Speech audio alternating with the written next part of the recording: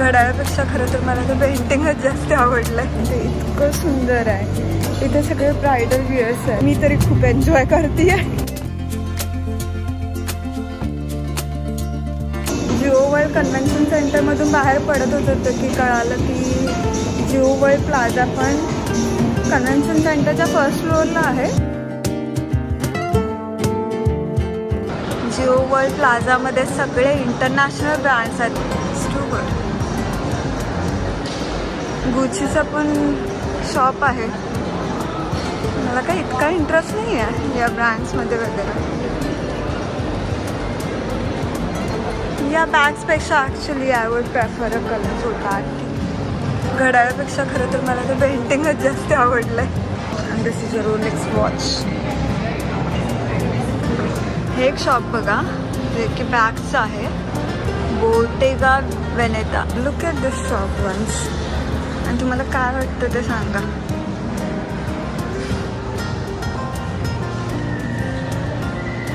आत्ताच मी तुम्हाला एक शॉप दाखवलं आणि इथे सगळे शॉप्स असेच आहेत. असे म्हणजे कसे तर त्याचं तुम्ही शेल्फ बघितलं असेल. एका शेल्फवरती मोजकेच आयटम्स ठेवलेले आहेत आणि तो डिस्प्ले करताना पण कसा केला बघा.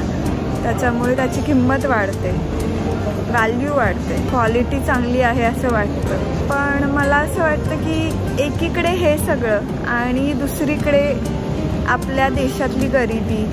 बॅलेन्सियागा.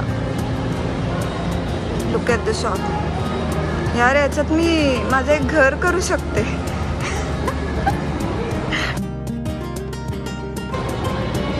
आपण आता लवकरच निघतो इथून कारण काही घेणार तर नाही आहे. फक्त बघायचं आहे आपल्याला.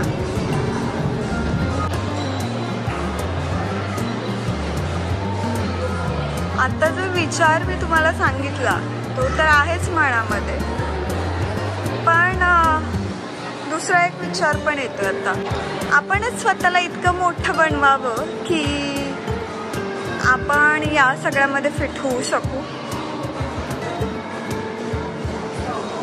काय वाटतं? Instead of changing others, change your self for the better. मग देवच देईल तुम्हाला जे काय हवं असेल तर. हे सगळं चांगलंच आहे असं म्हणेन मी. फक्त इक्वॅलिटी असायला हवी. हे सगळं मॉल बघून तुम्हाला काय वाटतं ते सांगा. नक्की कळवा मला कमेंट्समध्ये.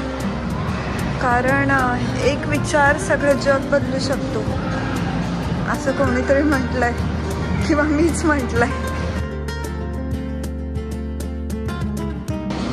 मनीष मल्होत्राचं शॉप आहे इथे. चला बघू जरा.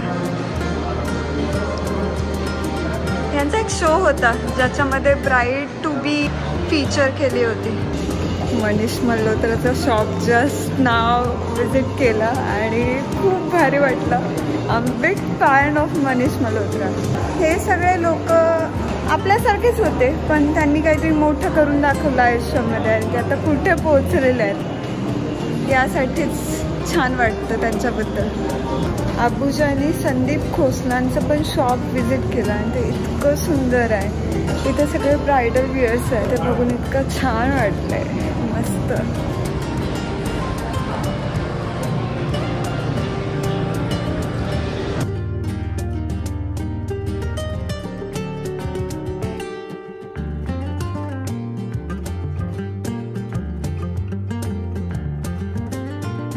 एका शूची प्राइस विचारली मी जी की 80,000 होती.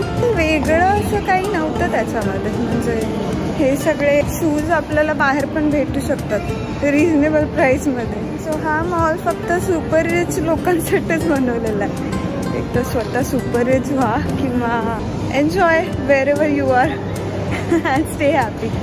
It's time to exit now and go for the hostel.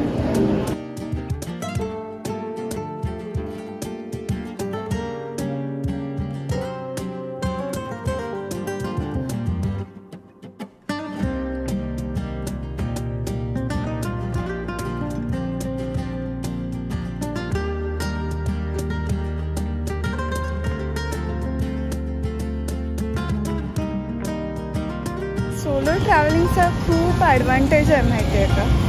पहिल्यांदा असं वाटतं की आपण करू शकू की नाही, पण एकदा सवय झाली ना की काय नाही, मजा येते. ॲक्च्युली सेफ वाटतं.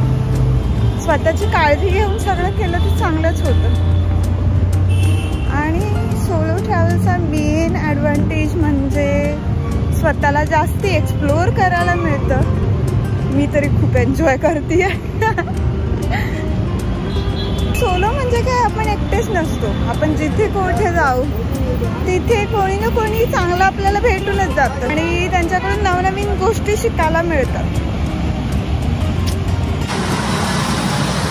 नेव्स इव्हेंटचे सगळीकडे पोस्टर लागलेले आहेत. इतका मोठा इव्हेंट होता हा. इव्हन क्रिएट इन इंडियाचा बसला इव्हेंट केलेला आहे. छान होता इव्हेंट. फर्स्ट डेला मोदीजी आणि सगळे ॲक्टर्स ॲक्ट्रेस होऊन गेले. सेकंड डेला पण त्यांचंच सेशन्स वगैरे होते. थर्ड डेला आमिर खान आला होता. मुंबईवरनं रिक्षा राईड.